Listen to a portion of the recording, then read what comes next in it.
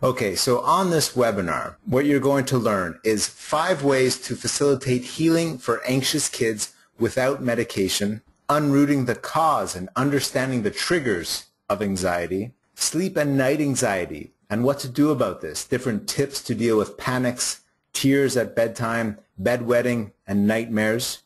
We'll also talk about confidence and consistency and how you can increase confidence and the sense of security in childhood for children. We'll talk also about how you can help kids heal through fears that are based in past traumas or hurts.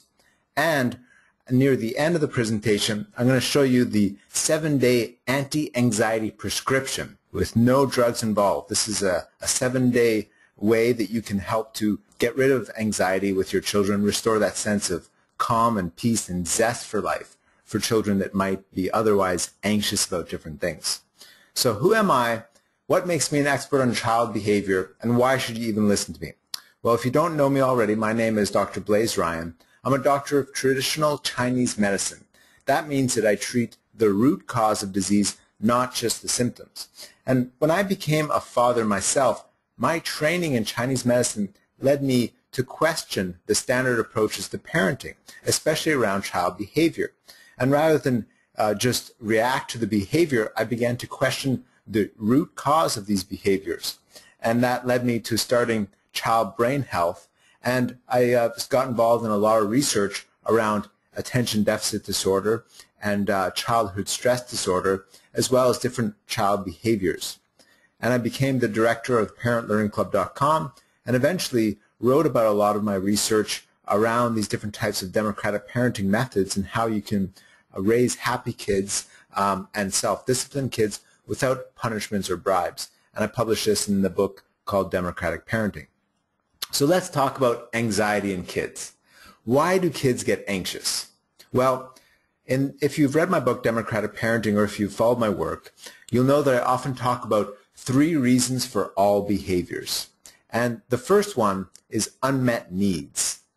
Now, these are legitimate needs that children must have met, and even adults too, in order for us to feel happy and to be healthy, and just basic things that we need. We're not talking about desires or things we want. We're talking about real legitimate needs that everyone needs in order to be happy and healthy in life.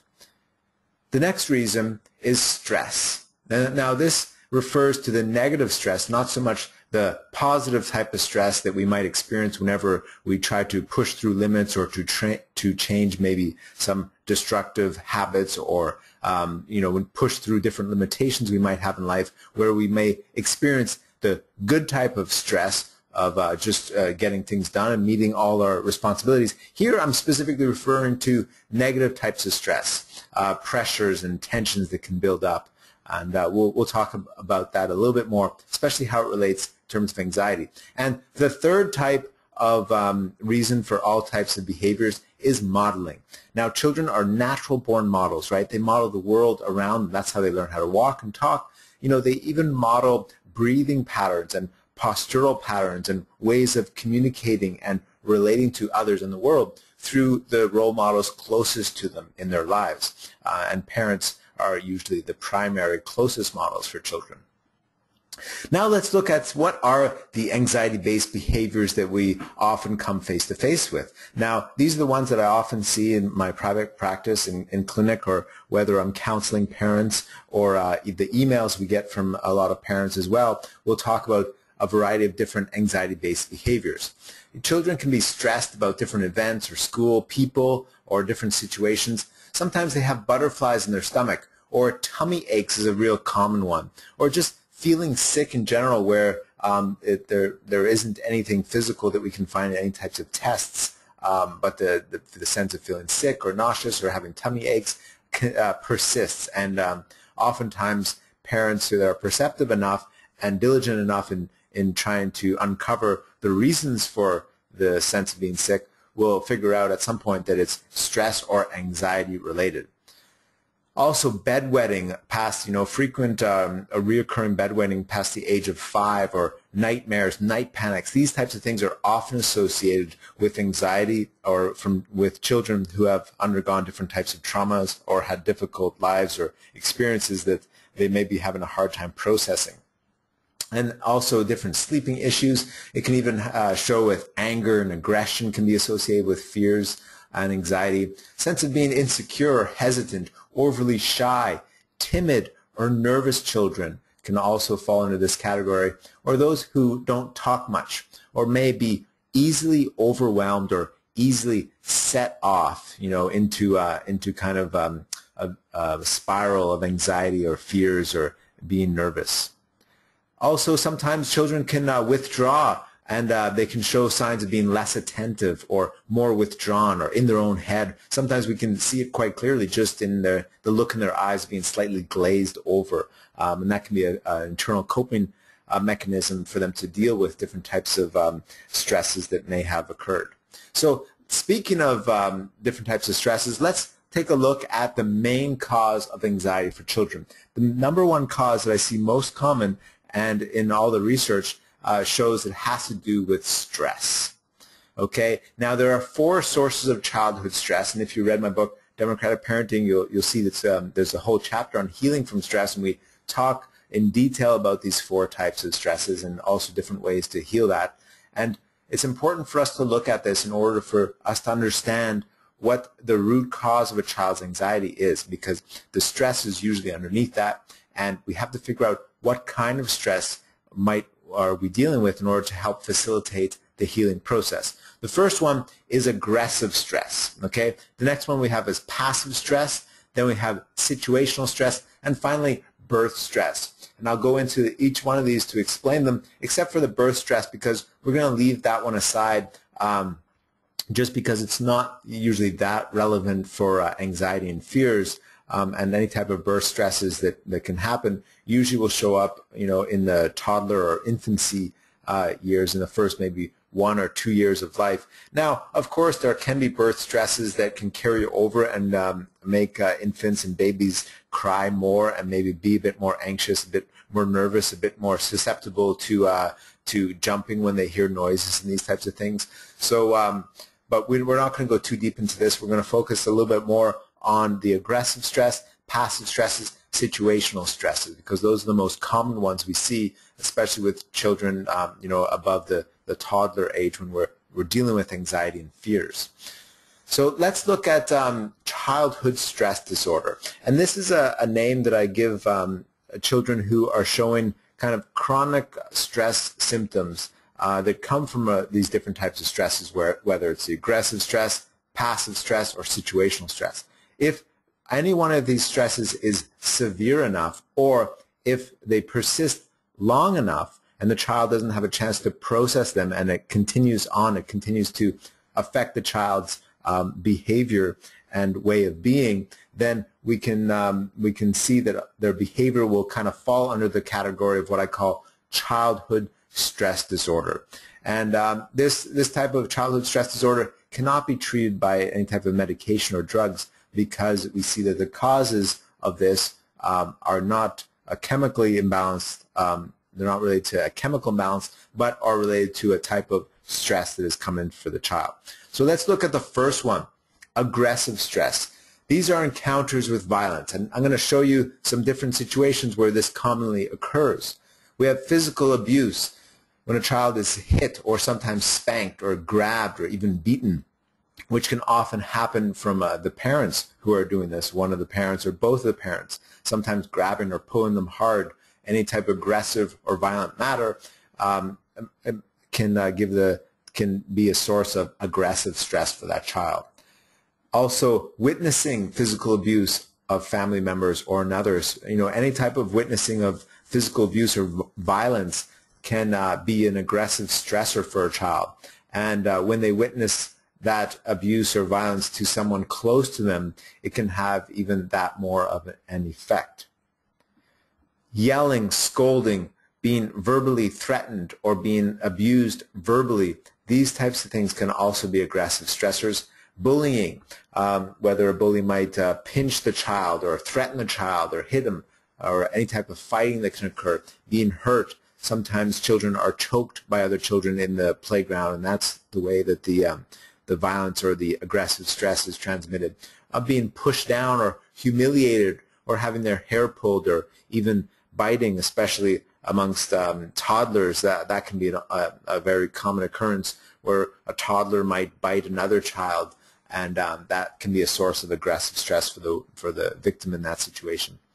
Being attacked or bitten by an animal, that can definitely be a source of aggressive stress and can cause an anxiety for children regarding that types of animal, whether it's a dog or any other type of animal where they're hurt by. The child can really carry that memory and develop different types of anxieties whenever they see this animal later on.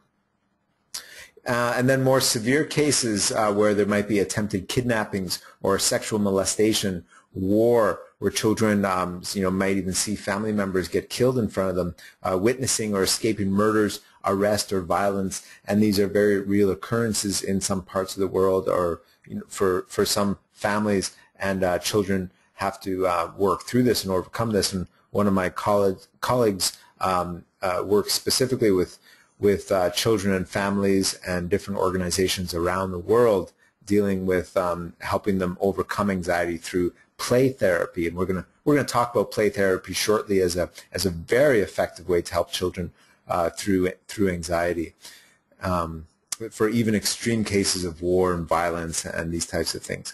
The next source of stress for children that we often see with anxiety is what we call passive stress. Okay, so we just talked about aggressive stress, which is the experience of violence or aggression. And then passive stress is really the pressure of unmet needs. So when we talked about the 3 reasons of challenging behavior, or any type of behavior, and unmet needs is always a main one. And when these needs go unmet for too long, then a type of stress will occur because there's something that the child is needing that is not there, right? If there's something we need and it's just not there, we're going to start to get stressed about it after a period of time, or sometimes quite quickly. So different needs that are relevant specifically for anxiety and fears are the need for safety and security. Okay, and this is a very obvious one. Whenever a child might experience some type of violence or feel that their safety or their sense of security is threatened, we can see how they're going to exhibit anxiety or fear-based behaviors, right? And it might, if they're hurt sufficiently enough, or if they grow up in an environment which is chaotic and inconsistent. And this is an often case for children who grow up in homes where one parent might be an alcoholic, and perhaps a violent alcoholic as well. We can see with the child, there's no consistency. They often don't know if their father or their mother is drunk, and how they should relate to them, and in a way that doesn't trigger the abusive parent and set them off. And this is a very common occurrence where children will kind of walk around eggshells and feel that their safety and their security is completely inconsistent. So we need to help to restore this need through different types of therapies, which we'll talk about soon. The next one is the need for processing. Okay, this is something that everybody needs to do, and what we need to process often is information that we receive, that we learn throughout our day, hurts, pains. Whenever we're hurt through any type of situation, whether it's a physical hurt or an emotional hurt, we need to process that, as well as experiences, right? And especially for children who might be experiencing new things or hearing new things that they haven't heard before. Sometimes they need to have enough time to process this information and these experiences so as to not feel confused or overwhelmed by it. So so that's a really big one.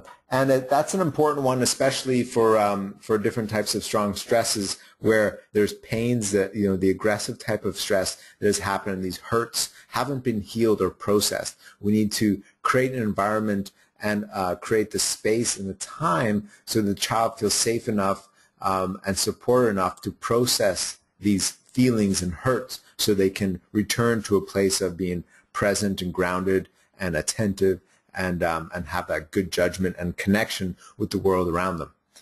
Also, the need for attention, right? Everybody needs attention, and especially children. And we've all heard the saying where, for a child who's acting out or being naughty, it's because bad attention is better than no attention at all. So we want to avoid that whole dynamic of attracting that negative or naughty attention just because it's better than no attention, and give our children really good, positive, full attention. We'll talk about specific ways to do that shortly. And the need for appropriate and balanced stimulation.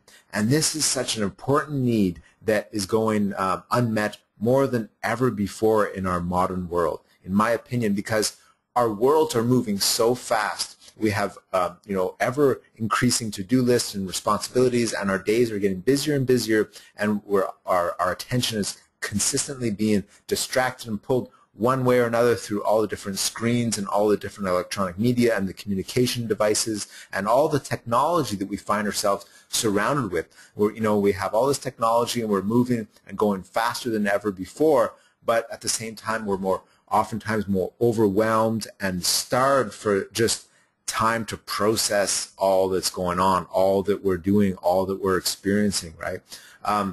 And children need to, again, have this time for processing, but they also have to have a balance in the type of stimulation they receive. It has to be, first, age appropriate, and it has to be balanced stimulation. What that means is that there's a balance that has to occur for children around a sense of challenge, around being stimulated. Okay, and this is a balance that is unique to every child. Because two children of the same age may be at different developmental stages, whether physically or mentally, verbally, intellectually. There's lots of different stages of development, and every child will develop at their own pace and at their own rhythm. So we have to be sensitive and attentive to each individual child's needs to help support them in whatever way they need our support.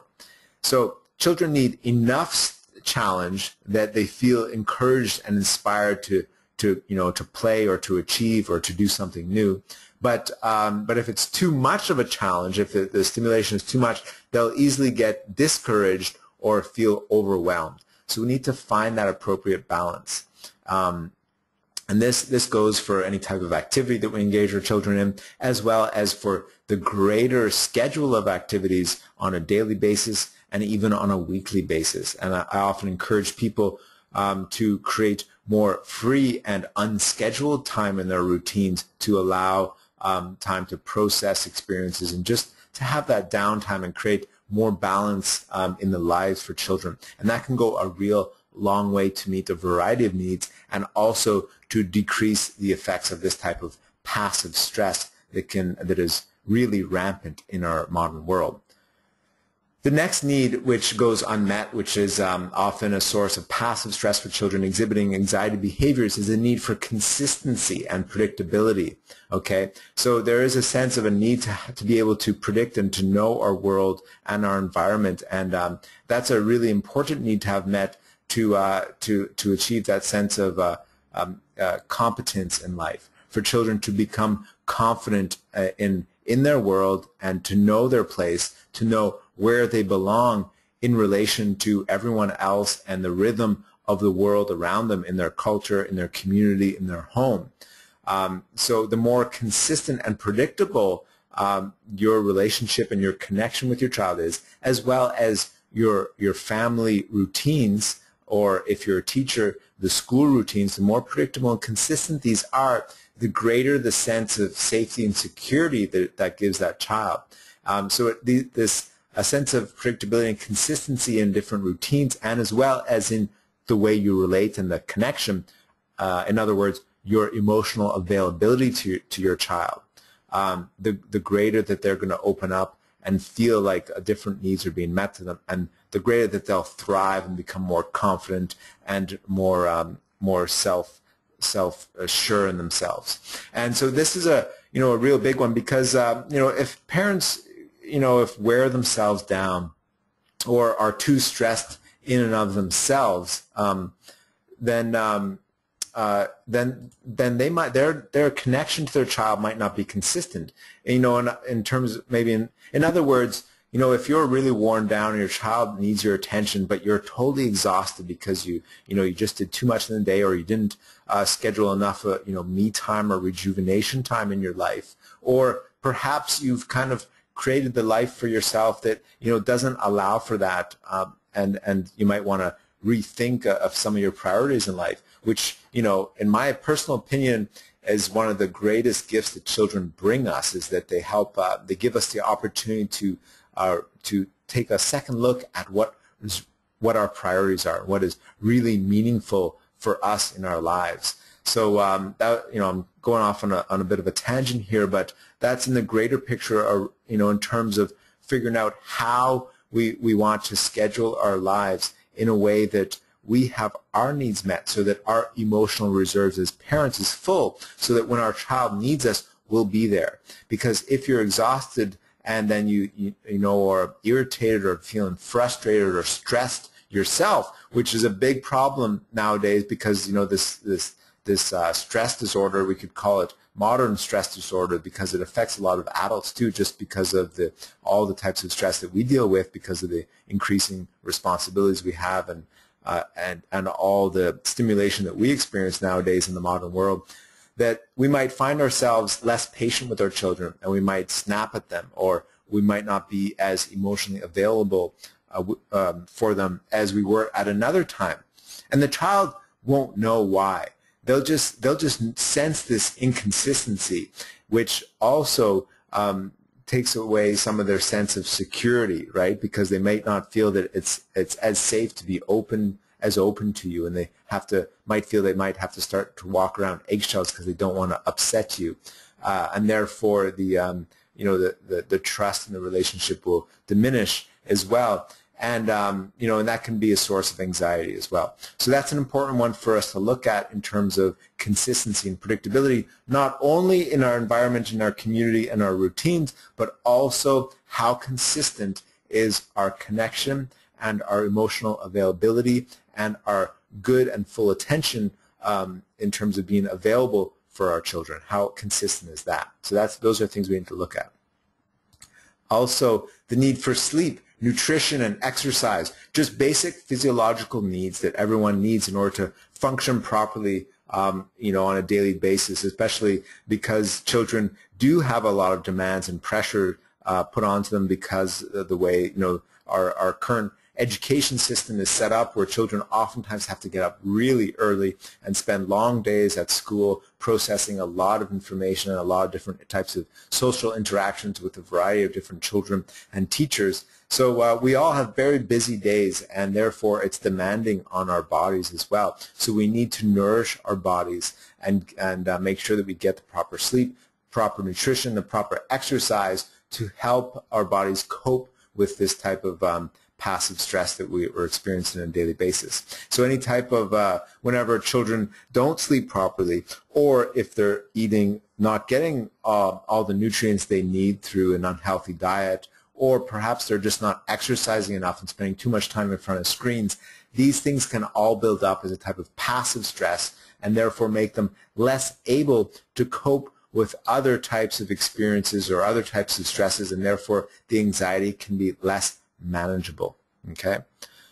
Also, the need for encouragement or creative expression. These are other important needs that children also need to have met. And if these, if a child doesn't feel encouraged in whatever they do, then that can increase their sense of anxiety around different activities. And if their creative expression is also kind of not encouraged to come out, or not given an opportunity to come out, they might find themselves more withdrawn and less willing to express and to come out into the world. So these are some of the main needs that will often we need to look at whenever we're dealing with a child who is exhibiting anxieties or fears based upon what we could call childhood stress disorder. This type of passive stress is created by legitimate unmet needs that happen over a period of time. Next, let's look at situational stresses that are often at play with anxiety.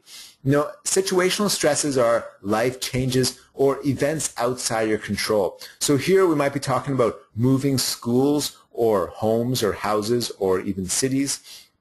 Divorce or separation, death of a family member or even a pet can be a source of situational stress. Natural disasters, okay? Children who experience, tsunamis or different types of natural disasters that's a very stressful experience. It's nobody's fault. It's a situational type of stress. It can also be coupled with an aggressive type of stress as well if they witness or experience some physical pain during that natural disaster. Accidents, which again can be combined with aggressive type of stress, if there's pain experienced in that. Also, hearing about war, violence, or natural disasters on the news or in medias, or even hearing other adults talk about this. Okay, this can really affect children a lot more than we often think as parents. And oftentimes the news channels and even the commercials that are played on primetime televisions are some of the subject matters that children are often exposed to in the modern media, can be hard for children to process and can start to make them think about different types of dangers around being hurt, around wars, around violence, or natural disasters. And children can often hear about, people that might have died because of these floodings or tornadoes or hurricanes, and they can start to internalize a fear that a hurricane might come to their place and cause that same type of disaster, or hearing about a house that was burnt down and people died within that. Some children can really kind of internalize that fear and start to worry about that happening to them. So we need to be aware of this type of situational stress, because this is often at play for children with who are exposed to a lot of this adult type content. So one thing we want to do as well is to help children, especially when they're experiencing anxieties, is to start to limit this type of adult subject matter, because the truth is that they don't need to hear this type of thing. This is news, kind of really negative and bad news that adults often are kind of addicted to hearing about, and we find it interesting. But for children, there's no need for them really to hear about these things. So we'll do them a great favor to limit their exposure to this type of adult conversations and subject matters, and it will be a great relief for them, and really to help to encourage and foster that sense that the world is safe, the world is good. And that life is good. And that, of course, we can still teach them the basics of, how to escape from the home. If there's a fire, we can explain to them in a logical manner. We can talk to them about things which may be important for them to know in order to keep them safe in the world as they grow up. But we want to try and limit some of the exposure to, again, violence or war or other information that really isn't relevant to them and isn't going to help them be happier and healthier and safer in life.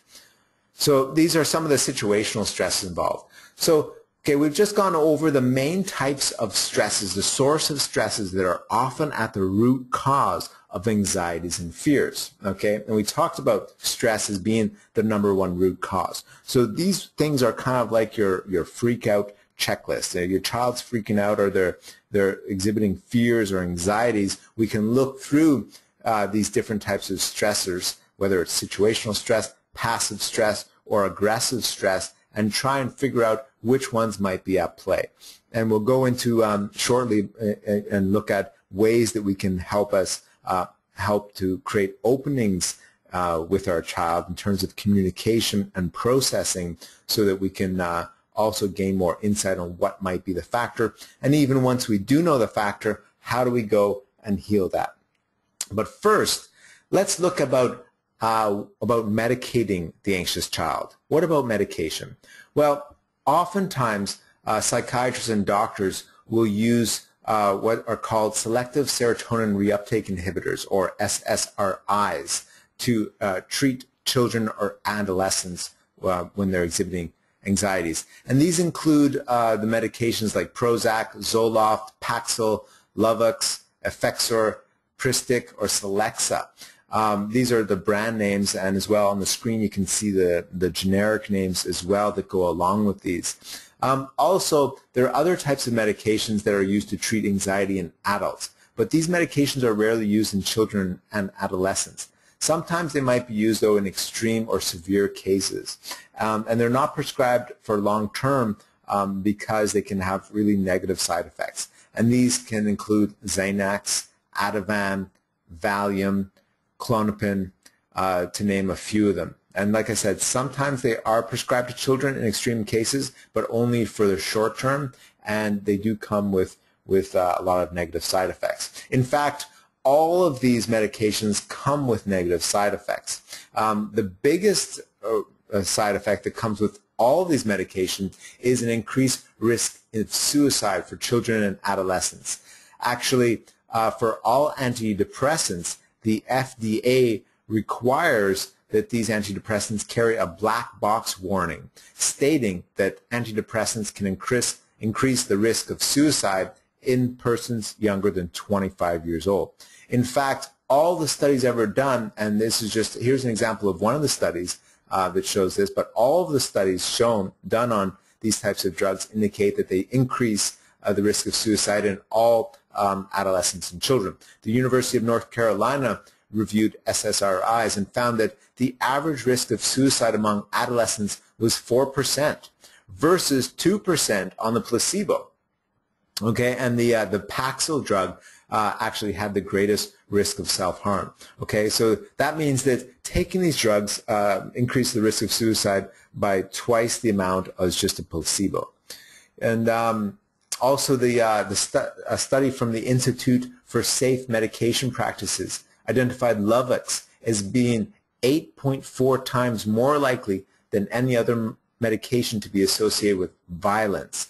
And violence and aggression is another big side effect with some of these medications, and especially Luvox and Prozac, which is the generic name is fluvoxamine for Prozac, also has been associated with lots of different cases of violence. And I found a lot of these in my research, especially around ADD and ADHD, because these drugs are often prescribed for that, as well as depression and anxiety and different mental health disorders in children. In 1999, there was a lot of public scrutiny over the drug Prozac because it was discovered that one of the two teenage shooters that was involved in the Columbine High School massacre has been taking this drug.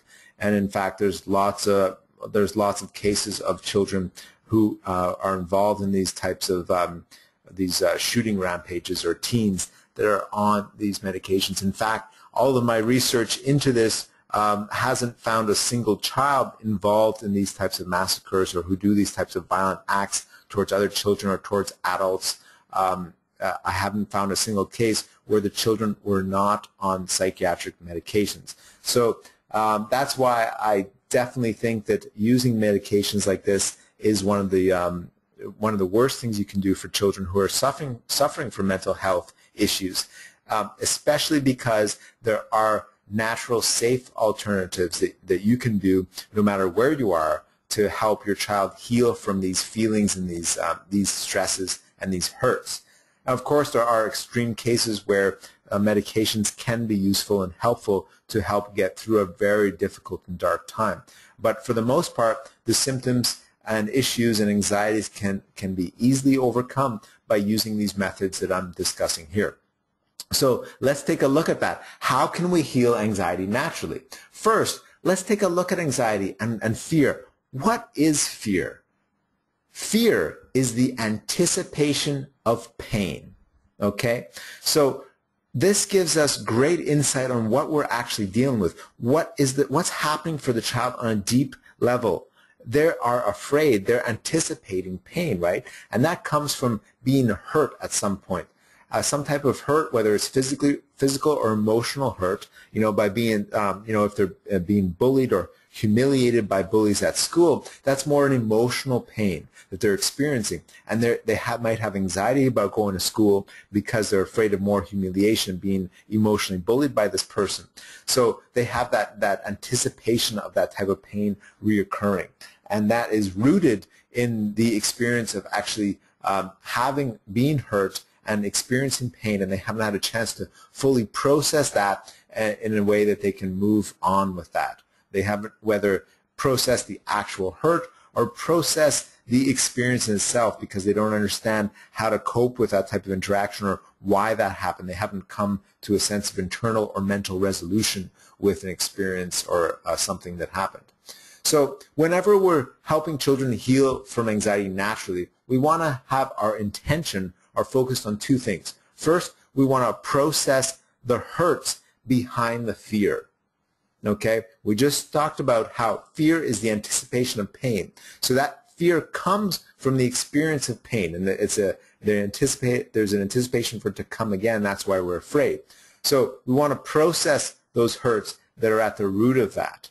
Also, we want to restore the feeling that life is good, right? Because if we feel that life is good, if a child feels that, if we feel that as adults and as people, then we're not going to be anxious. Instead, we're going to be filled with zest. We're going to be happy. We're going to have an open-minded and, and wondrous attitude about life. And that's what we want to pass on to our children.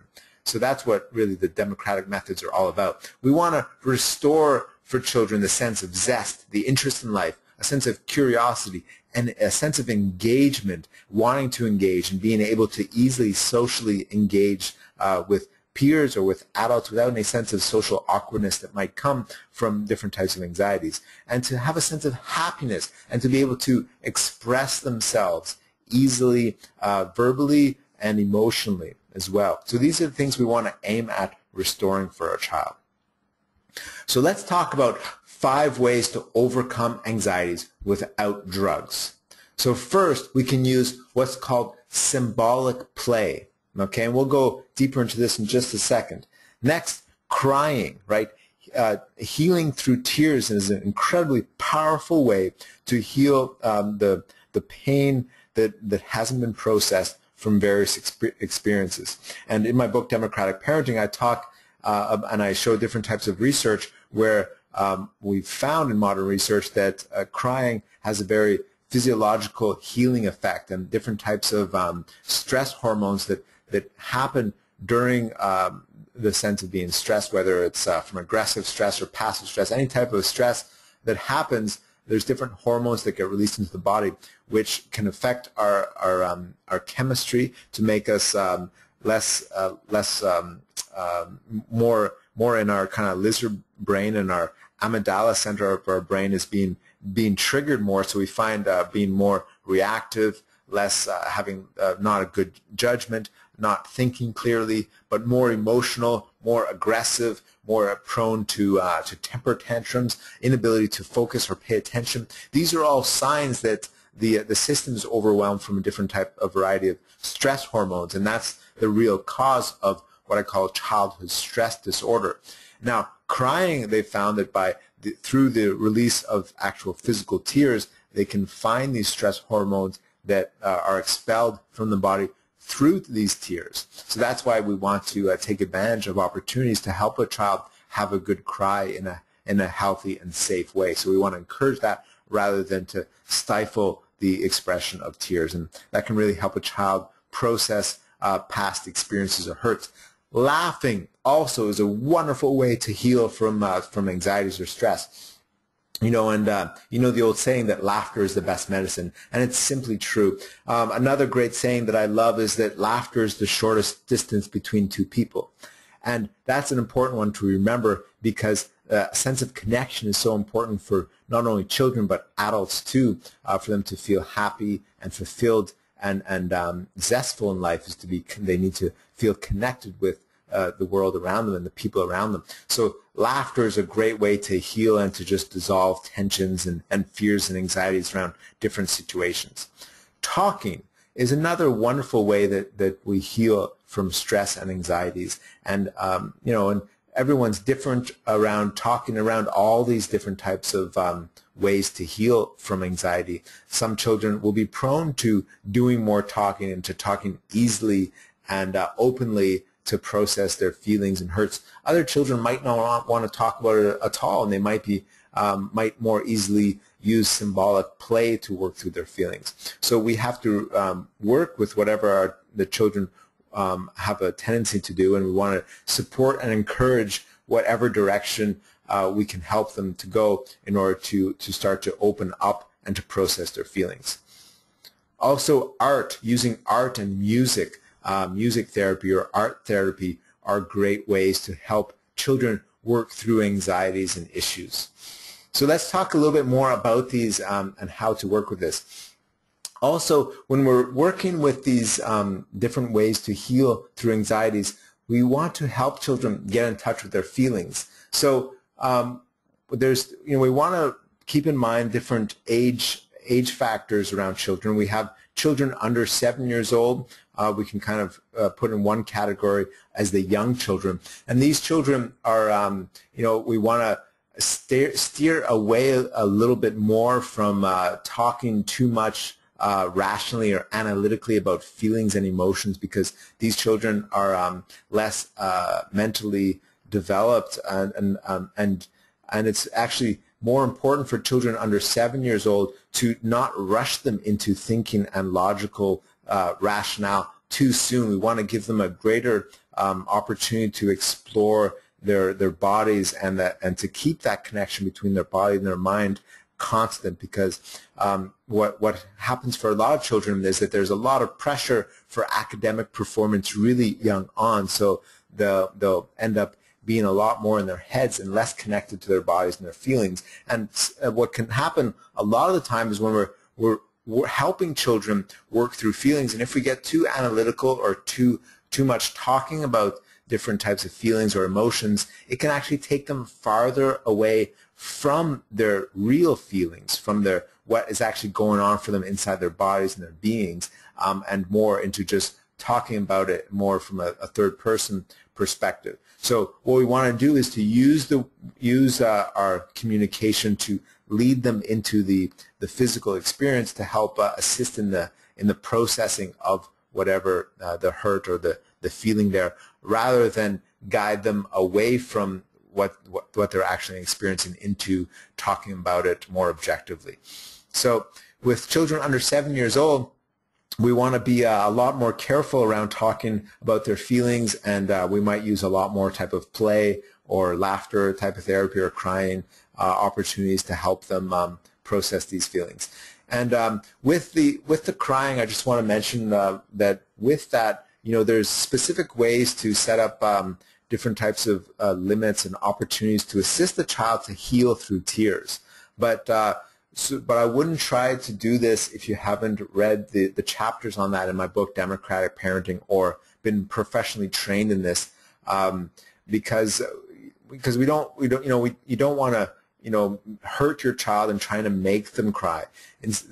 What we really want to do is, if the child starts to cry, or the opening comes for them to start to have a good cry and for the tears to come, we want to support that, allow space for that, and keep the child safe throughout that experience. And some children, they can cry a lot, and they can and cry for a long time, and sometimes even rage and cry.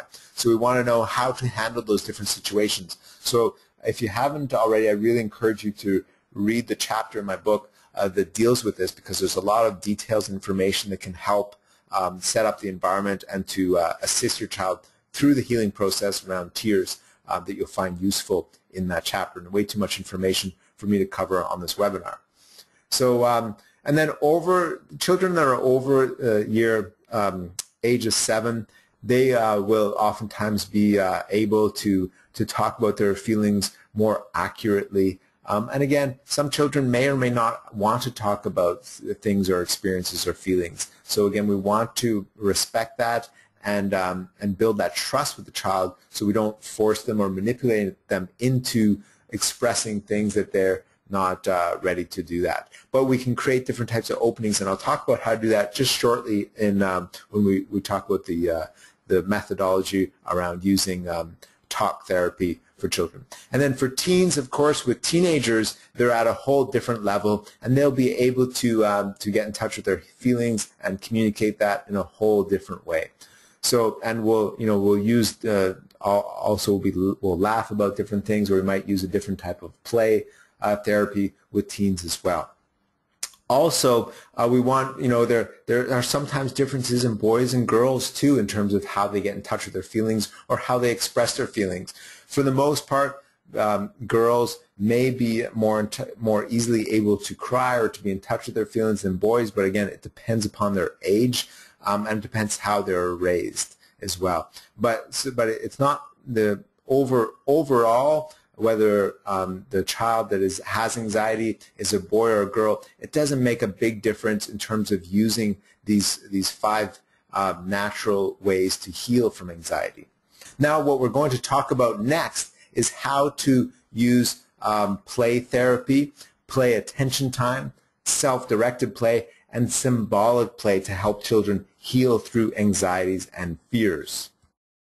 And these are different ways that we can help children get in touch with their feelings by using play. So we don't have to talk about it or rationalize it or get too logical about things, and take children out of the experience of the feelings or possible hurts. So a few guidelines when we're using these methods. Now, the difference between them all is that symbolic play refers to the overarching way that children process experience through play by using different manipulatives or situations to reenact the experience or the situation that caused the hurt or the trauma or the stress to begin with. So they use the experience of play, whether it's with things or with people or by themselves, to process it through a type of symbology.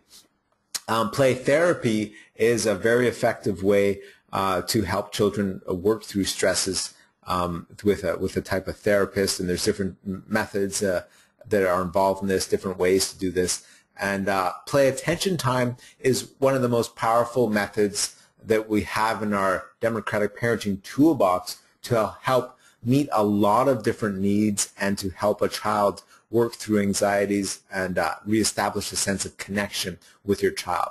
Now, there's a chapter in my book, again, that deals specifically with play attention time. There's another one that talks about self-directed play as well and how to set that up in more detail. The difference between self-directed play and play attention time is simply that self-directed play is when a child does this type of play therapy by themselves. So they learn how to process their own experiences through doing the type of self-directed play. Whereas play attention time is the same as self-directed play, but the only difference is that the adult or the parent stays with the child, giving them their full attention and supports them throughout the play. So what you want to do when you're setting up this type of play therapy is you want to establish a safe relationship and environment with the child. This is important to meet the child's need for safety and security, consistency and predictability, and to help create the environment where they can really open up and heal. And we set this up, we create a nice setup, and we want to communicate the boundaries that we're doing with this type of play therapy. And the boundaries we want to communicate have to do it around space and time. So we can communicate exactly how long we're going to be doing this for, whether it's 45 minutes, whether it's an hour, hour and a half, 2 hours, whatever time you're devoting with your child to do this type of play therapy, you can communicate that to them. Again, depending upon their age and their ability to understand that. With really young children or toddlers, they're not going to possibly understand or have a concept of time. But you can still communicate in other ways, about the time and the boundaries around that. And also space, right? So we can set up specific types of boundaries or rules to let them know about where we can go or what we can play with or what can be played with and how different things can be played with during this type of activity.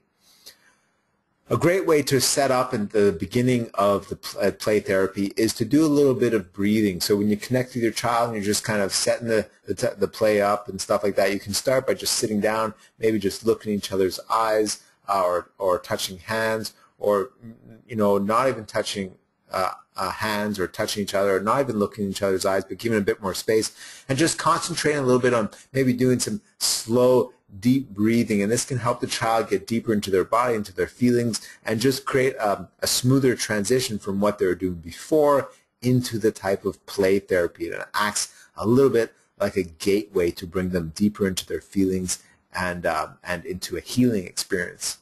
Different types of manipulatives that you can use to help children, process experiences through play might be types of stuff like Play-Doh or clay, or even sand. Sandboxes and sand therapy has been very effective to help children work through for a variety of traumas, from really major life-threatening war-type traumas to just other not so extreme passive stress or situational type stress experiences. You can also set up an environment where you might have different opportunities for a child to express anger and aggression on harmless things like punching bags or pulling out grass or breaking branches in the forest or throwing stones in the water or punching pillows or kicking pillows or things like that. Anything that won't get hurt and obviously won't hurt the child, but just to create an opening to help them process and express and heal some of the frustrations and anger and rage that might be over top of the hurt, right? Oftentimes children who are angry and upset, who might rage or might exhibit aggression or violence towards another child, and this is often the case with bullies as well, is that underneath the anger and aggression there is a sense of being hurt from some type of experience. They may have been hurt, they may have encountered some type of aggressive stress and been abused or hurt themselves, or any other type of hurt experience that they're still carrying within, and then covering that up is all the anger and the upset. So you can set up a type of play experience where they can express some of that aggression in a way where no one is getting hurt, and that can help to get through some of that anger and just expel that, so you can start to work down into the hurts that are underneath that. Also, painting, right? Doing art. We talked about art as being a great way to heal. And when you're setting up art as a way to heal anxieties, you don't want to do any types of masterpieces or anything like that. You can set it up where they can draw different things to represent feelings or experiences. But you want to take away any type of comments around how things look, whether it's well done. You want to take the sense of performance out of the experience of painting and art, so that the art becomes pure therapy. A great way to do this is to just paint simple strokes, right, back and forth or up and down, and allow the child to just process feelings through the art, through the activity, right, through the movement and the experience. Also, you can use puppets or toys or dolls as symbolic relationships, and this is very effective way that play therapists help children kind of get to deeper issues, or to communicate things, or to figure out different dynamics between people, or to help a child work through dynamics. There was one child that was kind of attacked by a dog years ago. So anytime they saw a dog, they had a lot of anxiety around this. So one way that we can do type of play therapy with this child is that we can show them pictures of dogs, and we can even get them a puppy doll, a cute little puppy doll that they can start to play with that dog, and then they can start to increase their experiences around connecting to dogs. You might take them, once they feel ready, to a pet store where they can see the cute little puppies, and create more experiences for them where they can interact with less threatening dogs in a way where they won't get hurt or have negative experiences, and that can help them process the previous experience they had where they were hurt by the other dog. Also, you can listen to music, and you can dance, you can roll around, or play natural giggles types of games. These are just different things that you can do during a play therapy session or during play attention time to help a child get in touch with their feelings and process the hurts that are underneath the symptoms of anxiety. Also, we talked about using talking as a way to heal. Right now, when we're using talking and communication, we want to focus on them talking, not so much us, right? We want to do less talking, and we want to listen more. But we want to create openings where they can talk, where they can express. So we want to take the stance of listening, empathizing, and acknowledging their feelings. And our intention is on creating an opening pathways to process whatever they need to process, right? So that's what our focus is when we're engaging a child in conversation and communication around their feelings and their anxieties, is we want to lead towards an opening to process that. So, once a child starts to open up and talk about something that might be bothering them, whether it's being bullied or whether it's feeling like they're a failure, that they don't understand something at school, or whether they're upset about some other type of experience that they went through. Once they start to open up by that, the last thing we want to do is to jump in and start to lecture them about life experiences, and they're just going to have to figure, those are things that happen in life, and they're just going to have to get over it. We don't want to go there. What we want to do is to keep that sense of openness and just expand that openness to let all the feelings come out, all the frustrations. So to do that, we want to listen. We want to empathize. So first, we want to establish a safe relationship and environment, just like setting up the play therapy, okay? We want to, again, communicate the boundaries whenever we're creating this connection. We might do breathing as well at the beginning of the situation, focus on listening, and if we're going to use questions to help the child talk more and open up more, we want to use what I call opening questions, not so much guiding or probing questions. Okay, so some therapists, they'll use guiding question or probing questions where they'll ask the child if they feel angry or if they feel upset, or they might guide them by saying, well, what happened, what happened then, or how did you feel when this person did this thing, right? We want to be very careful in using these probing and guiding questions, because it can really change the flow of experience for the child, and it can put words in their mouth, and it can often lead them away from processing and working through something different that they might have worked through themselves if we would have just kind of let them continue to talk. So instead, we can ask opening questions. As they start to talk, we respond, or we might ask questions that support and encourage them to continue on, to expand, to expound, and to share more about what they're talking about. So again, be very careful of using feeling descriptors, okay? Describing or defining or identifying feelings and emotions for our child. We want to be very careful by using that. Saying that, in other cases, it can be quite useful, especially with the older children who might be kind of closed down or shut down, or not really open to talking.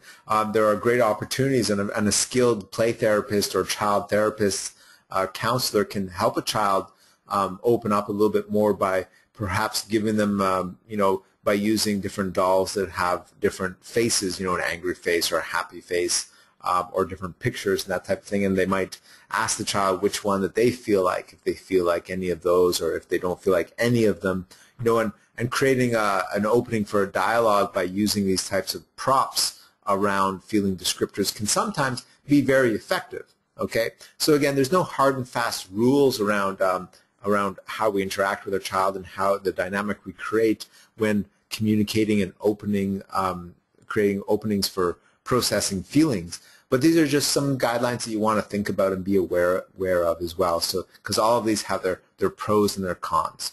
But if we empathize and acknowledge their feelings, for the most part, that can be very useful. And we want them to feel like they've been heard and they've been understood. Okay, so ultimately, while they're talking and sharing and opening and expressing, the more that they feel understood, the more that they feel heard, the more that they're going to open up, and the safer they're going to feel to go deeper and to process more of their feelings, and that's really what we want to help them with. Okay?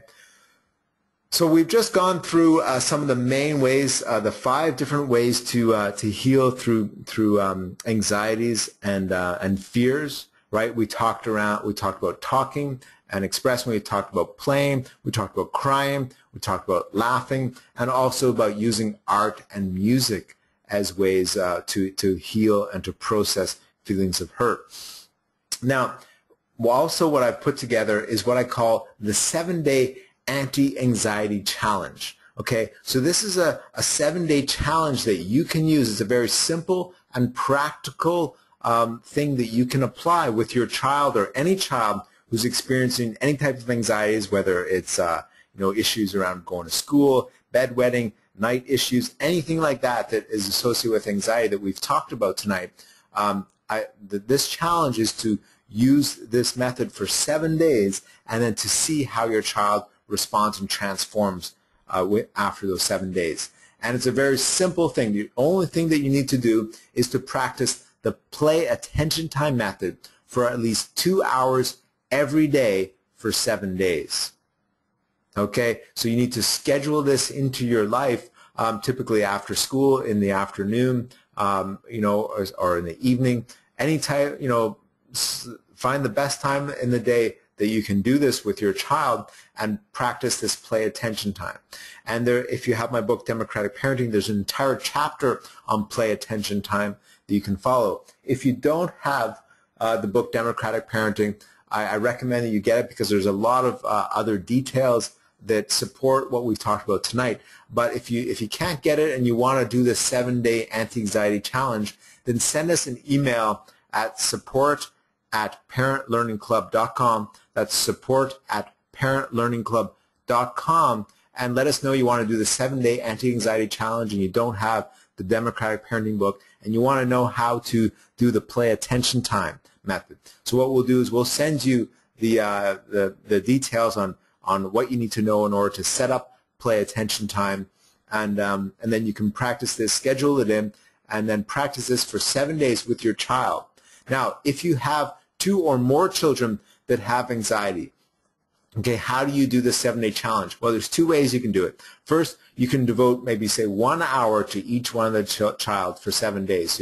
So for each child, you give them the play attention time daily for 7 days. Or you can just focus on one child at a time. So you work with the one who might be the most stressed or the most anxious first for 7 days, and then you can move on and repeat it for the others.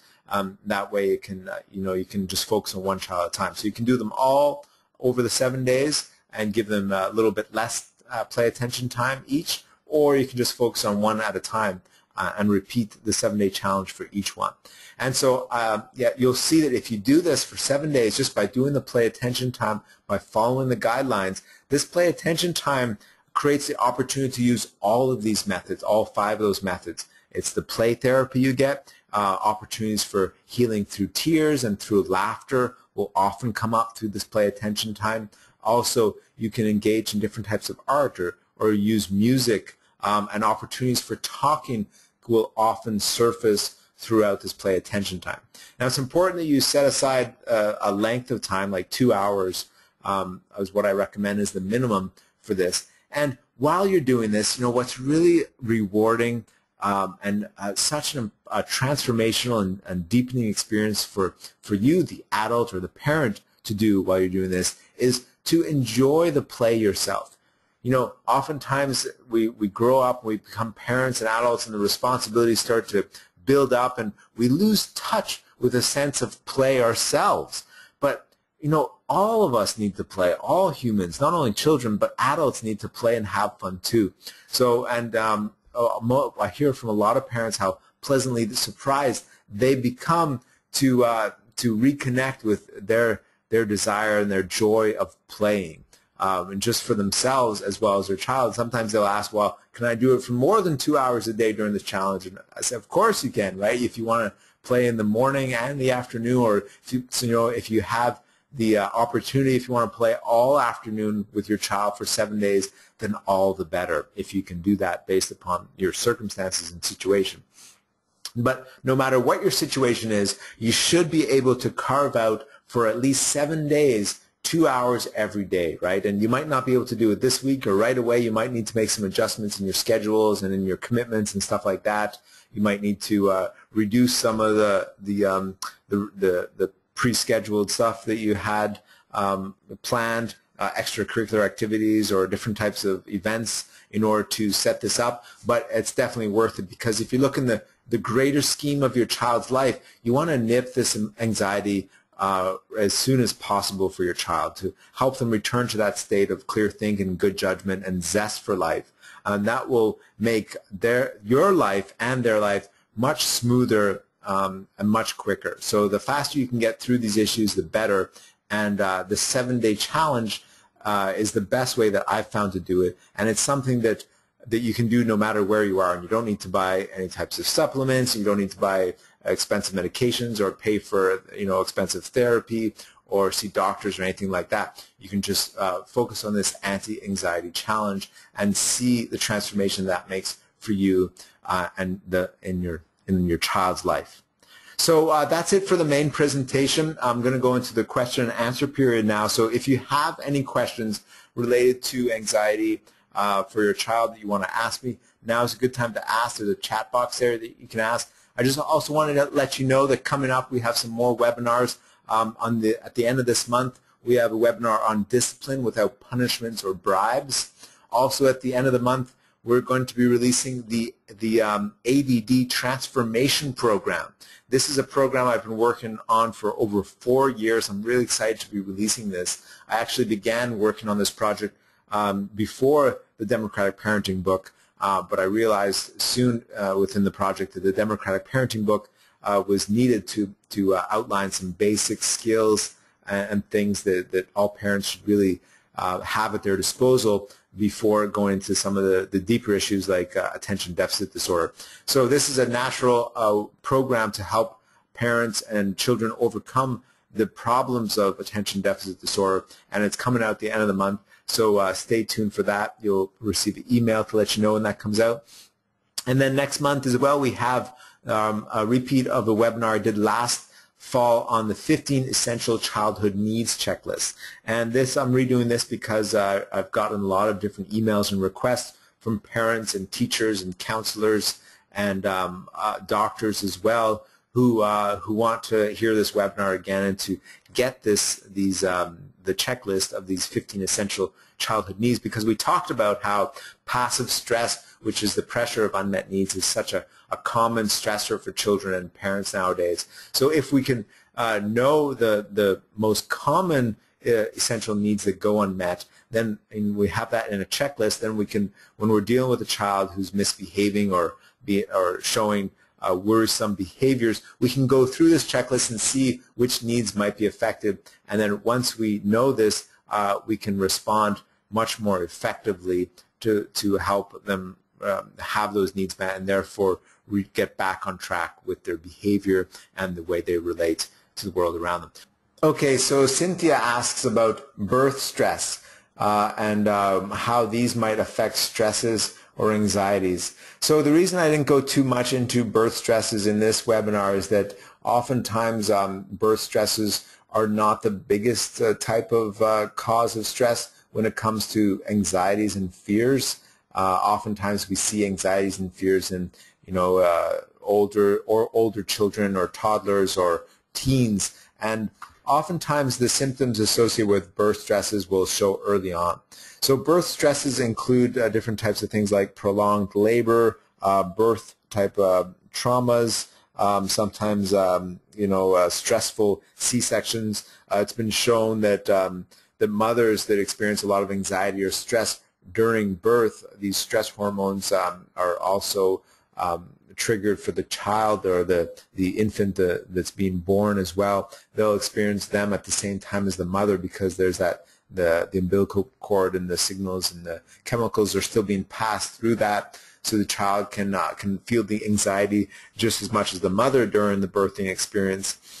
Sometimes different types of birthing, if the child might come out and hear some loud noises, or it can happen sometimes the baby, the infant might be dropped shortly after birth, and then the fear and anxiety can happen for the child as well, for the infant, the newborn infant. So birth stress has to do with any type of stress or trauma associated with the birthing experience or shortly after birth as well.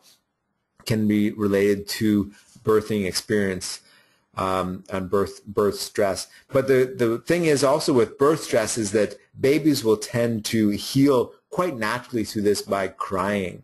And that's why newborns and infants will cry a lot, is they're sometimes processing different stressors or things that they need to process because they're in a completely new world, or they're new to this world, right? They came from the protective, warm, fluid, safe cocoon of the womb into this world which might have a lot of stimulation, a lot of noises and smells and different things that they're trying to process. So that can often be why babies or infants might cry a lot, as a way to process these experiences. Here's another question from Nicole. She says, my son has night terrors. He is a sleepwalker, talker. His nightmares are usually not too bad, and the terrors only pop up once every couple of months, but they are scary for us both. How can I help? Well, great question, Nicole. So the first question I would have for you is, what's the root cause of these terrors? We talked about the 3 reasons for the behaviors.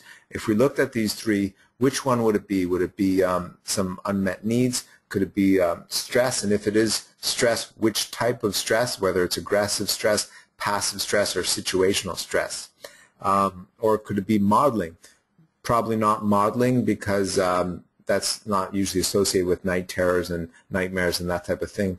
Which because with nightmares, it's more it's the subconscious, the unconscious is making itself apparent. So the types of fears that are buried during our conscious day, that sometimes children or even adults are being distracted by because of their busy schedules or different activities, and our attention is just going from one thing to another. We're not actually processing some of the hurts or some of the underlying issues that are still there, and so they will come up through the unconscious at night in nightmares and these types of things. So these are so it's probably not modeling. It's more likely perhaps some types of unmet needs might be at play, or a different type of stress. So first, we'll come back to you in a moment, but I want to ask you that question. The very first thing you need to do is figure out which one is the cause of that.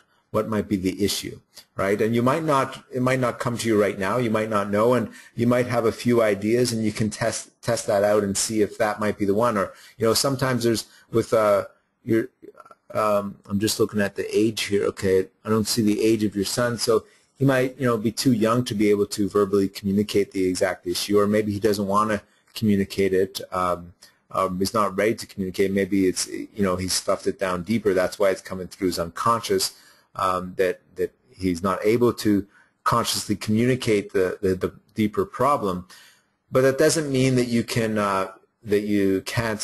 help him heal, right? So even though you might not know exactly what the cause of the anxiety or the fears or the terrors are, doesn't mean that you can't begin the healing process. So what you can do, what I recommend for you to do, is to do this 7-day challenge, and to schedule the play attention time for 2 hours every day for 7 days. And while you're doing this play attention time, the real key to play attention time is that you don't want to lead the play, right? You want to be the supporter in play, and let your child take the lead in play, and support him throughout. So even if he kind of gets stuck, or at some point out, even after an hour or 40 minutes, he might say, well, I don't know what to do. I'm kind of bored, and at that point, you want to be very careful about how you lead the play to the next level, because you don't want to take away the experience of him directing the play. You want to be the supportive one. So you might make a suggestion here or there, or initiate something, and as soon as your son follows that initiative and gets re-engaged in it, you want to take the back seat in terms of the dynamic and be the more supportive role in that type of play. The key is, during the play attention time, is you really want to just focus on giving your full loving attention to your child. And and as you get more skilled with this, with the play attention time, you'll see opportunities for natural giggles to come up, and you might be able to play one of the natural giggle games that that I outline in my book, Democratic Parenting, and then that can help heal some of the fears and tension around that might be there through the giggles and through the laughter. And if you do start to uncover maybe some of the deeper causes of the fears or the terrors, like for example, if he was bitten by by a dog or something, right? And he has this aggressive type of stress that happened.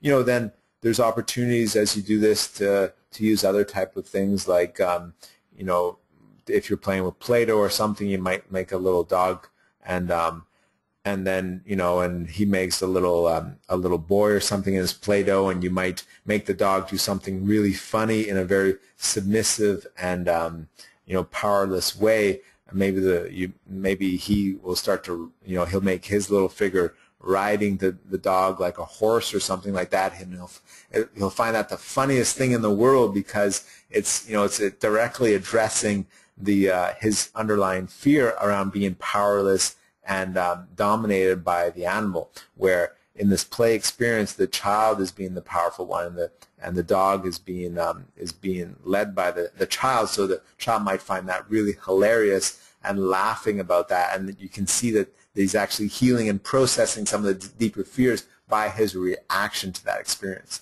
So so you'll see during the play attention time that sometimes, and as you get clear on the root cause of the night terrors, then you might, some different ideas might come up for you and how you might set up the environment around play attention time or self-directed play or different types of play therapy to have different manipulatives or toys or puppets available, and you can start to kind of create, like I said, openings for processing the feelings or hurts. And that's, again, what you really want to focus on, is that the intention to really get in touch with those feelings and to heal and process the hurts and the feelings that are underneath, that are at the root cause of the nightmares and terrors.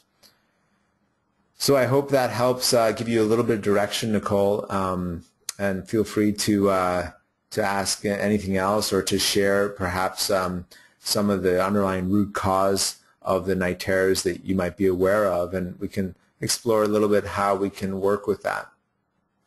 Okay, here's a question from Frank. He says, our 4-year-old boy has become very shy to the point that he sometimes doesn't want to participate in games. Are there ways to help him with this? Yeah, definitely. So I'm assuming here that you know, you could be talking about games with other children, or with siblings, or even with you as well. And it's important to look at to be aware of those different dynamics, and that will kind of give you clues around perhaps what might be the stumbling blocks or the actual issues that your boy is coming up against. Now, being 4 years old and at his age, I would really encourage to take away any sense of pressure around pressuring him or overly, you know, pushing him to play games. You want to kind of just encourage him if he wants to, and if he doesn't want to, give him the sense that that's just fine, you know, and let the game continue. And you don't want, you know, and you create an environment where he'll always feel that there's an opening there for him to jump in and begin to play whenever he feels comfortable. Okay. So, you know, some children just because of their tendency and their personality types, they might be more introverted than others. They may have gone through different experiences and different stresses that are affecting them, and therefore they're a bit more timid and shy than others. So we don't want to increase the stress by making them feel pressured to jump in and play and to engage when they don't feel ready to.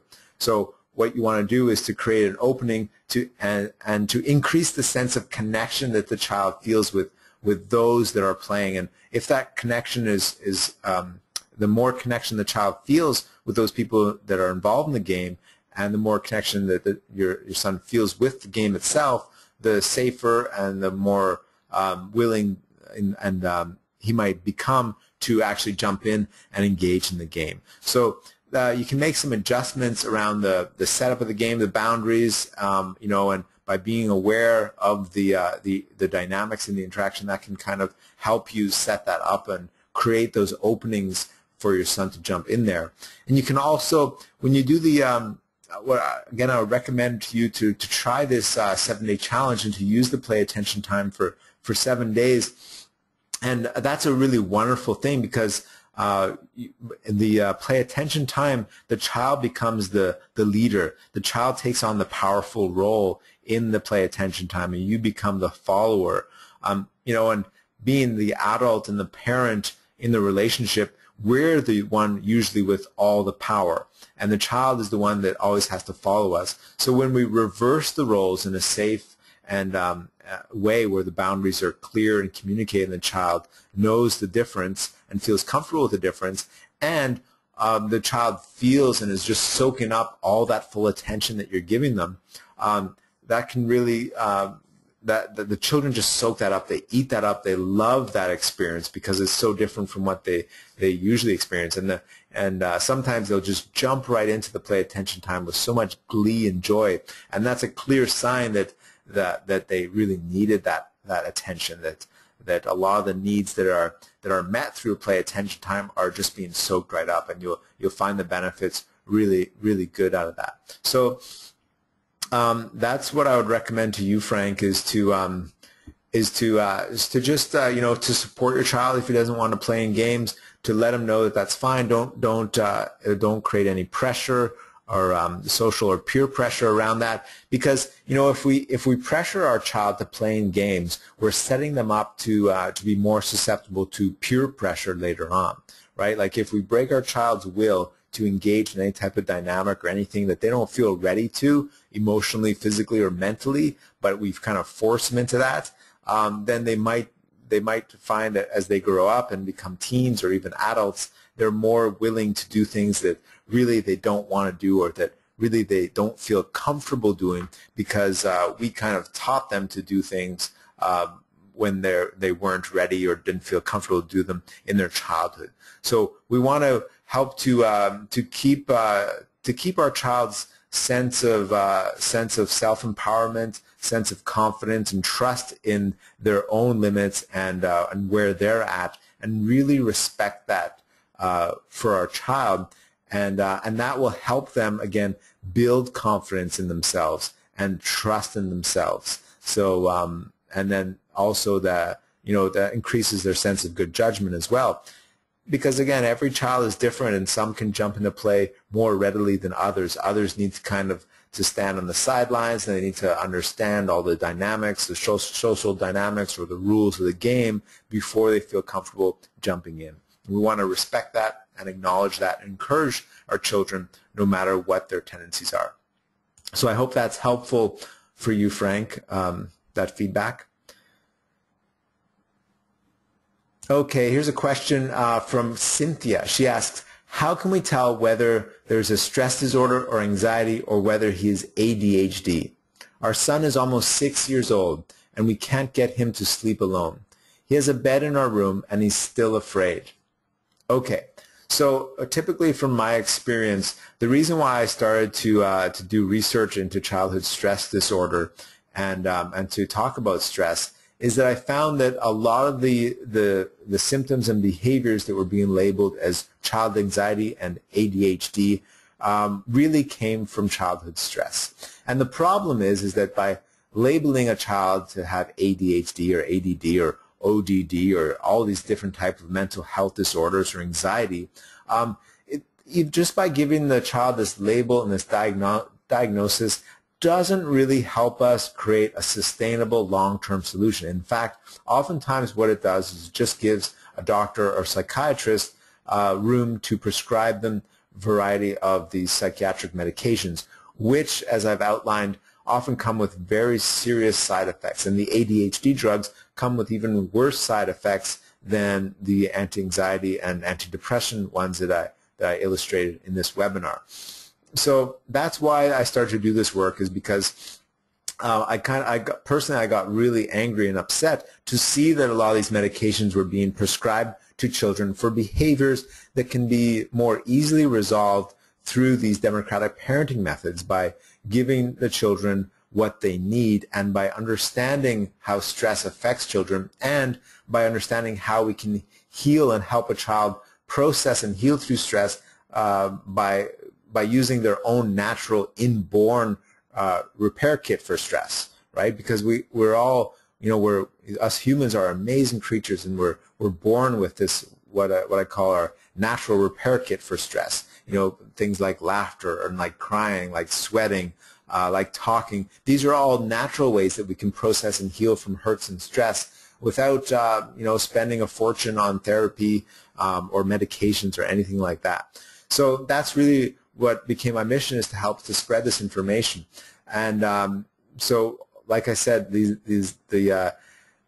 doesn't really matter what the diagnosis, what we call it, whether we call it anxiety or depression or stress disorder or ADHD. We're talking about specific behaviors, because even the ADHD diagnosis and the anxiety diagnosis, it's purely symptomatic diagnosis. Any doctor or psychiatrist that makes this diagnosis doesn't do so with a blood test or a urine test or any type of chemical pointers.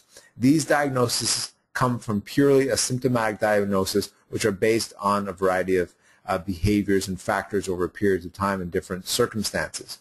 Therefore, we're talking specifically just about behaviors here. And if we can understand the root cause of behaviors and figure out what's at the root, and therefore how to fix that and to heal that, then we can create a long-term solution and help a child through different types of behaviors. Of course, there are the cases where it is a physical or genetic or chemistry imbalance which causes children to have more extreme behavioral issues. But those are on the minority. And by far the children who are given these types of diagnosis and given these types of medications and drugs for issues that can be naturally resolved by understanding the root cause and working on the root cause are on the majority. So in most cases, we can do without the drugs, without the diagnosis, and just help our child through these behaviors by understanding what needs are unmet, by understanding what stresses are at play and how to reduce these stressors from occurring, and how to heal the hurts and the stressors that have accumulated, and also to see when a child might be modeling different types of behaviors, or whether they're getting different, whether these behaviors are being shown to them as examples in their world, or their peer environment or at home, and how to reduce those types of negative examples for our children. So that now, how you can help your 6-year-old sleep alone? Okay, and so he says he has a bed in your room and he's still afraid. Well, so we need to look again at the root cause here, and sometimes even if there isn't a very apparent root cause, or if it's kind of an older issue, maybe when they were really young, something, they woke up in the middle of the night, and they heard a loud noise or something, or they fell out of their bed, when they're 2 years old, and they woke up and it was dark and they were alone, and that's still with them deep down inside, and that was the very beginning of their fear of sleeping alone, and that's when you perhaps started to have them sleep inside your room, or maybe you started with co-sleeping and had them start to sleep in your room, and then you just haven't been able to create that transition so that they go into their own room yet, or perhaps you've gone through recent situational stresses where you might have moved homes, or maybe there's been divorce or separation in the family, or the sense of the child's need for security and safety is a little bit more because of some instabilities in their lives. So you can look at all of these different things to understand the root cause, but then what do we do to facilitate the healing in that experience? So one thing you can start to do is to just help them work through those strong feelings. Oftentimes it'll be expressed through tears and perhaps even raging. What I would recommend, if it's kind of an outdated hurt or fear from the past that hasn't recently happened, or even a recent one that's gone through, what you can do is just let the 6-year-old, you can communicate to them that it's time for them to begin sleeping in their own room, and you can let them know and move the bed in there. And they might flip out and have a big tantrum and freak out right then on the spot when you first tell them, and that's wonderful. That's a healing, right? Tantrums and tears and freakouts and ragings are a way that we process and heal feelings by having these crying. It's a very chemical thing that happens with the sweating and the tears that come out. All the stress hormones get drained, and all the intensity around the fear will also get drained through the tears and through the raging. We just need to make sure that we limit that properly to make sure that our child stays safe and doesn't hurt themselves through having a tantrum or a rage. And then when the time comes for actual bedtime, when they go to bed, then again you might bring them up to bed and you can put them to sleep. You be prepared to work through a lot of feelings for the first maybe whole week where they begin to sleep alone. So you might adjust your schedule so that you're prepared to stay with them and listen to them have a big cry and a big freak out for maybe up to even 45 minutes to an hour, depending upon what they need and their own levels of anxiety around this, to help them cry and just drain all the feelings associated with sleeping in their own room.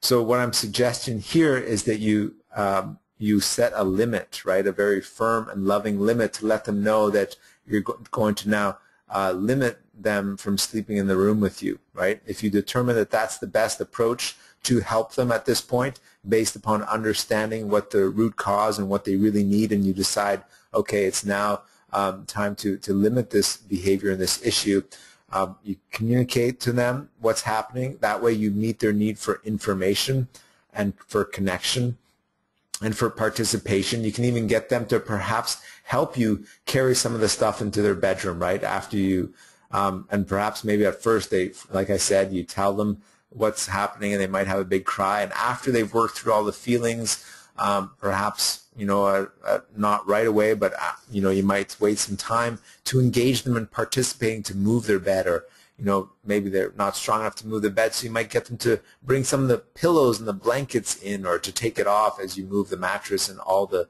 bedding in from your room into theirs, and engage them in the process. You might even get them to participate in setting up their room in a new way, to change the lighting or this and that, and you might ask them how they like things and how they want to set different aspects of their room up, and that can really help them feel more connected to their own room and safer and secure in that room as well.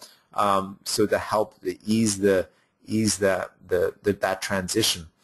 And then when the bedtime comes, again, you might have to just stay there with them. Well, you go up to bed with them and read them a book, cuddle them, tuck them in, and then let them know that it's time for them to go to sleep, and you're going downstairs or whatever to finish your evening chores or whatnot.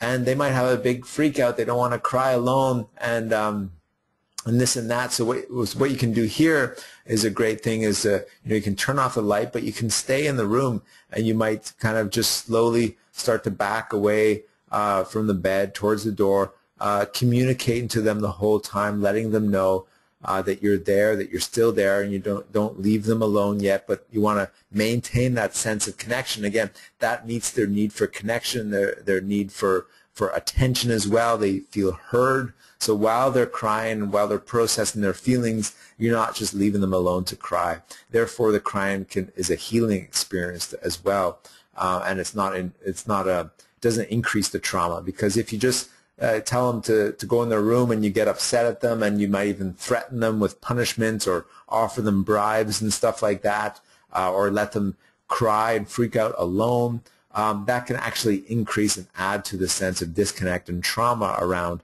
the whole experience and the anxieties around it. But what we want to do is to heal that. So to do that, we want to maintain that sense of connection.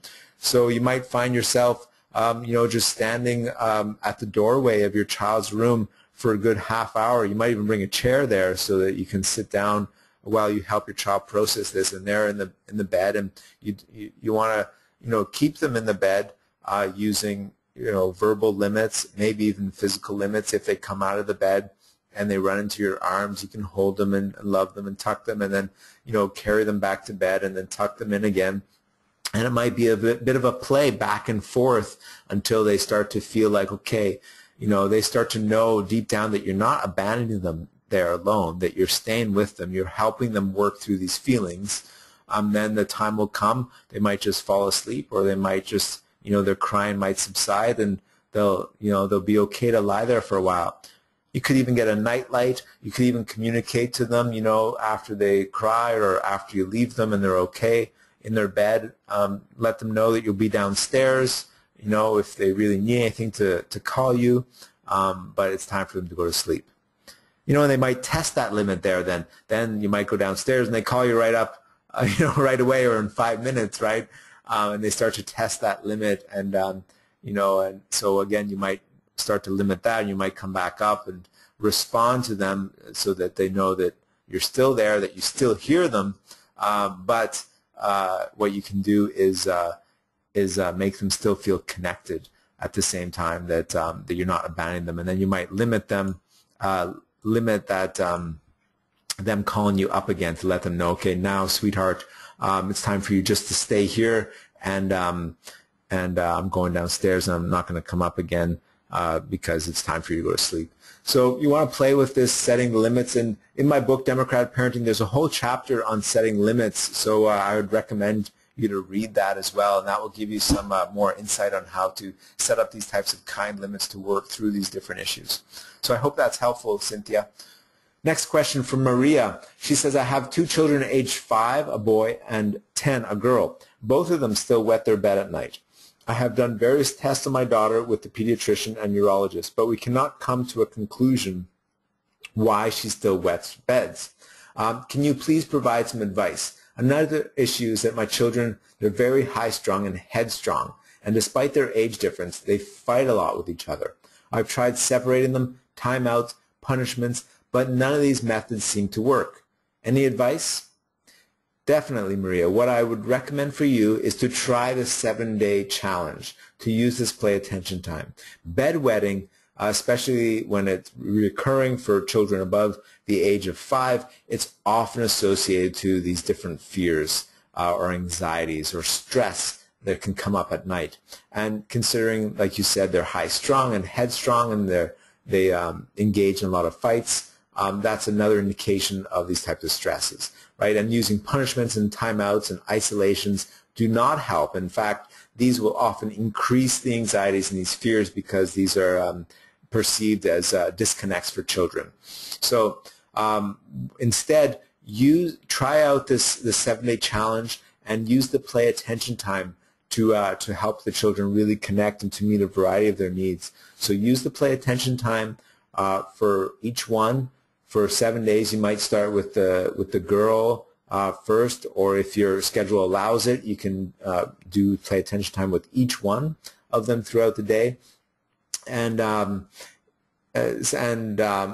see how that goes. And then to help with the sibling rivalry, that's like a different thing. But you can play attention time will kind of diminish some of the overlying tension, and then you can start. At some point when you get better with play attention time, after you've kind of done it with each one individually, I wouldn't recommend to do play attention time with both of them at the same time, but do them individually at first, and then later on you can start to do it a little bit with both of them, and that creates a great opportunity to use natural giggles in a way that can really overcome sibling rivalry, where you get the 2 children kind of working as a team kind of against you, and that kind of builds that sense of connection, teamwork between them, and you can use your dynamic with them in a way to increase their connection and to help their bond get better.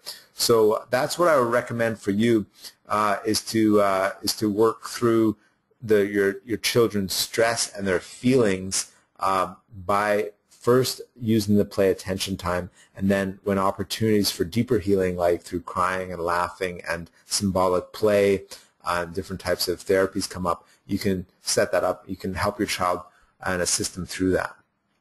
So I hope that's helpful, Maria. Okay, a question from Daniela. She says, Dr. Blaze, my son was being bullied at school. Now he's afraid to play or interact with other children. How can I help him? Yes, Daniela, great question, and that's a common situation. So again, what I would recommend for you is to do this 7-day challenge, and for you to do this play attention time with your son.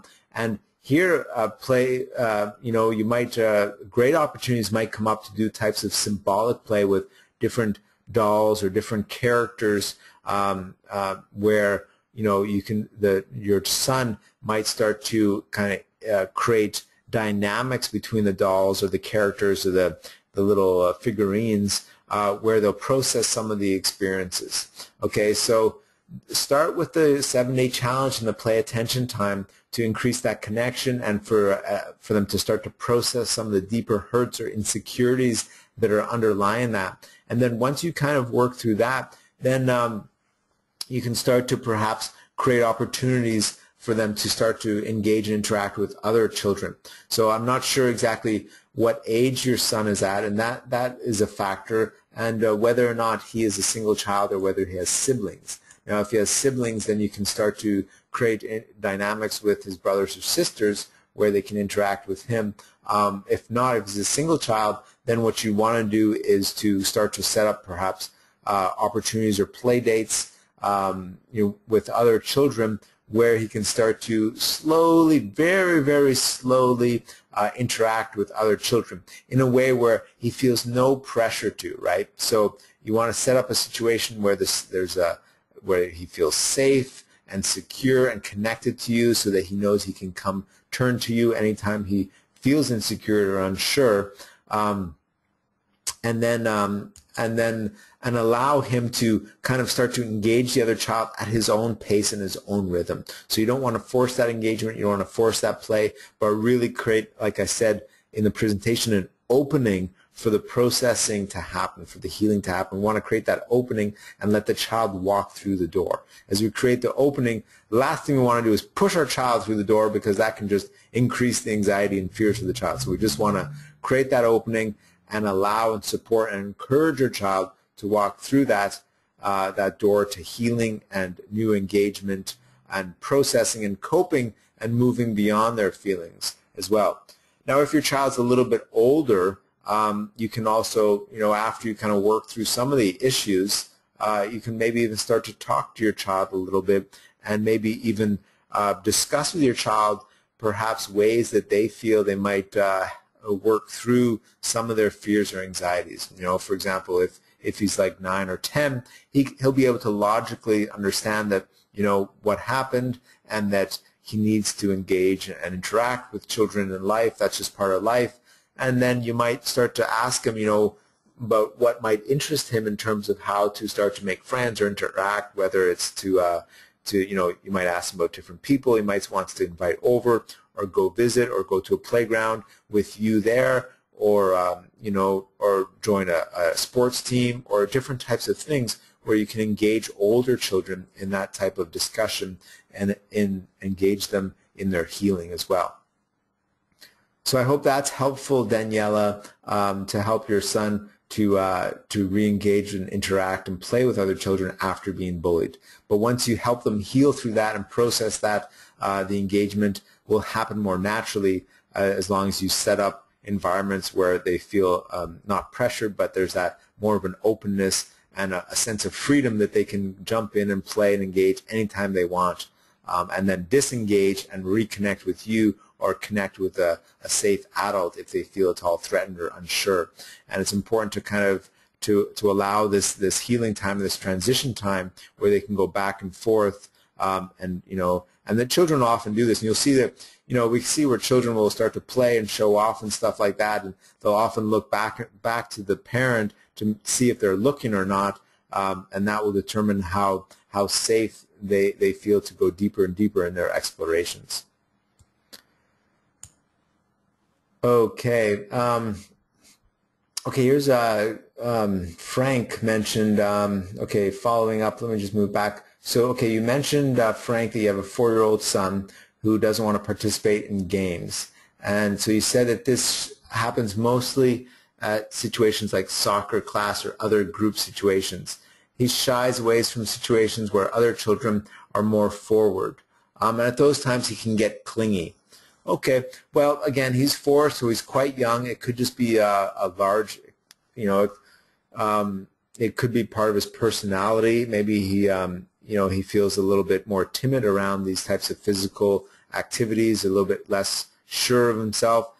He may have felt some isolation or discouragement previously in a type of physical or sports or kind of group sports activity, which is still kind of affecting his zest and engagement for that. So I saw you just wrote that he's not a timid child usually, but only in social situations. So there may just be some something holding him back. He's quite young, 4 years old, so I would just be real patient with him and just avoid putting any sense of pressure for him to. You don't want him to feel like you want him or pressuring him, or that you don't want him to feel any type of anxiety that might be coming from you around that type of situation. So the more easygoing and happy and stress-free you are around his reaction to those environments, the quicker he'll be to disengage from his insecurities and his timidity and to jump in when he feels ready.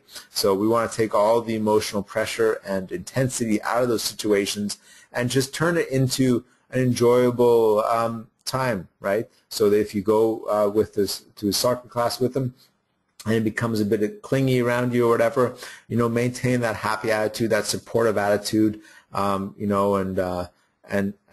work on shifting the dynamic and the interaction. Maybe you can shift his awareness to start, he might be kind of caught up in the transition time, and children often struggle around transition. So maybe it's just dropping them off to the soccer match and you have to run to work or something like that, or you're going to go do an errand. You might choose for a little while to change your schedule so that you're there. If you do usually run errands and you drop them off to play those things alone, you make adjustment in your schedule so you're there for a little while, so he feels that connection while he works through that stage. Or beforehand, you might start to communicate things and set him up for a smoother transition during that time.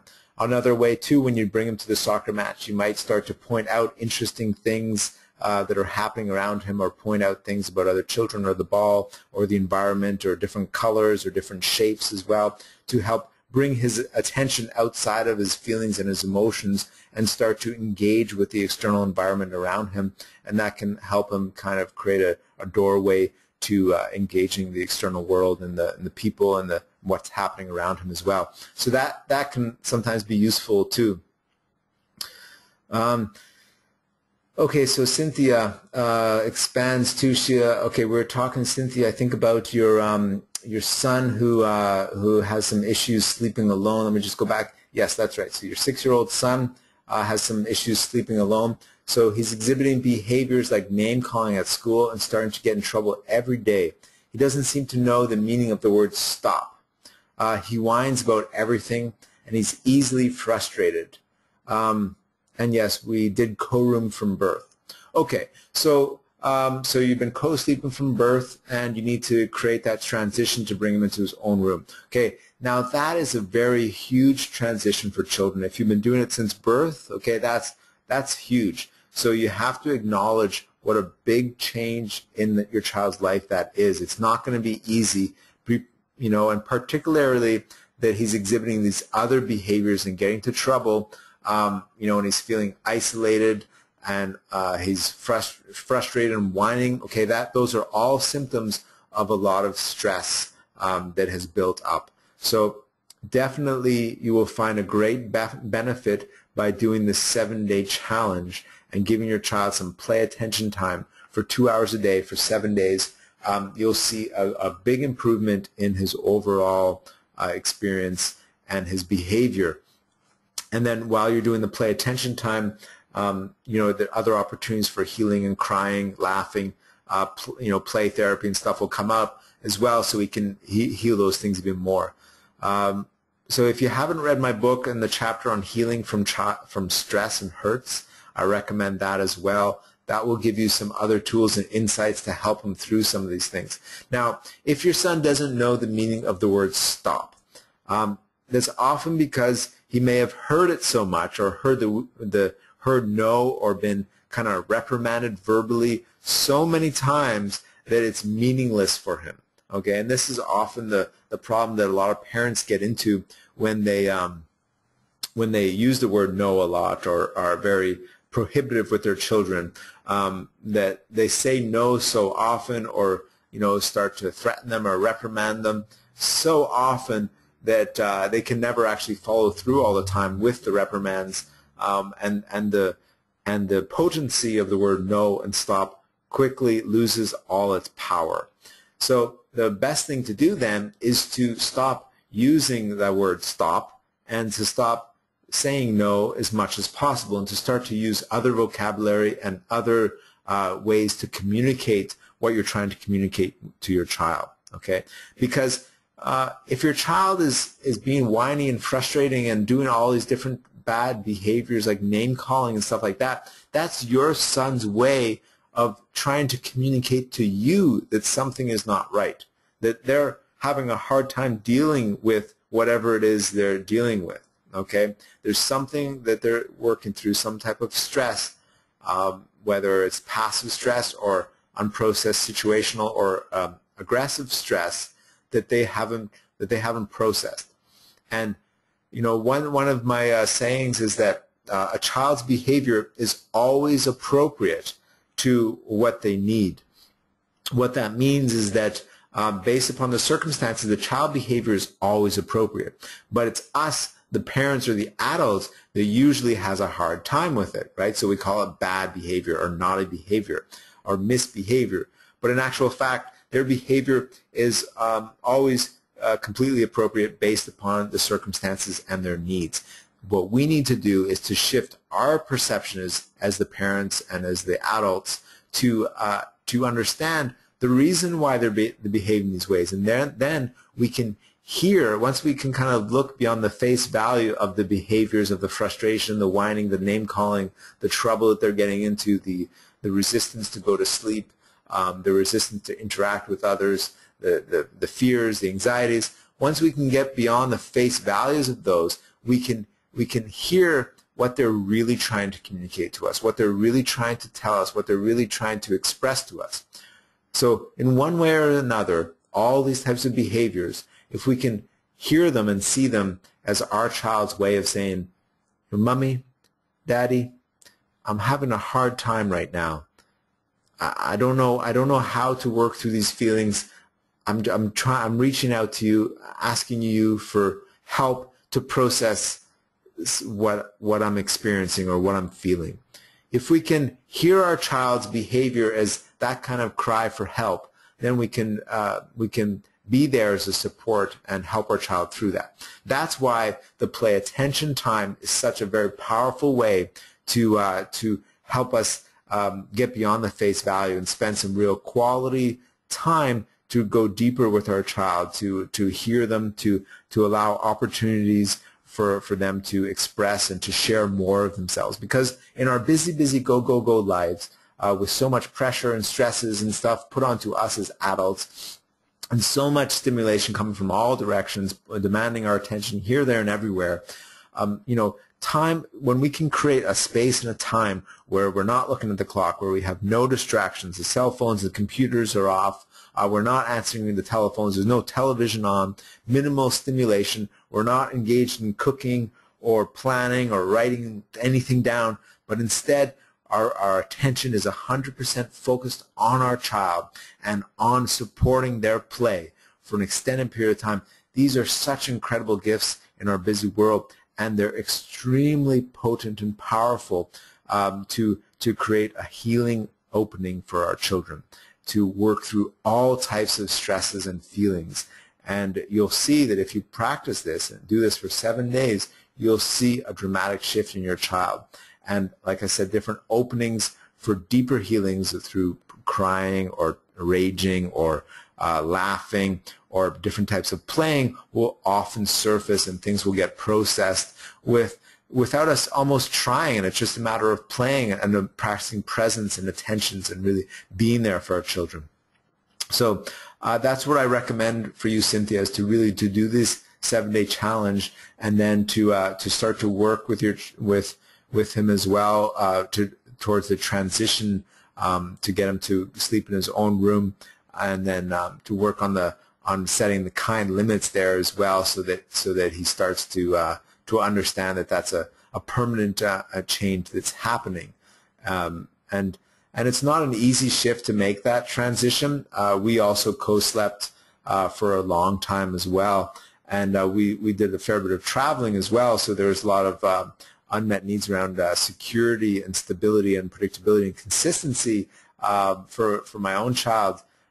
So I was aware of this, and the sleeping habits and the co-sleeping thing was not an easy thing to break because of a variety of these things. So it does take patience to get there, and don't get overwhelmed or stressed if it doesn't succeed at first, and he comes sleeps with you in the middle of the night and that type of thing.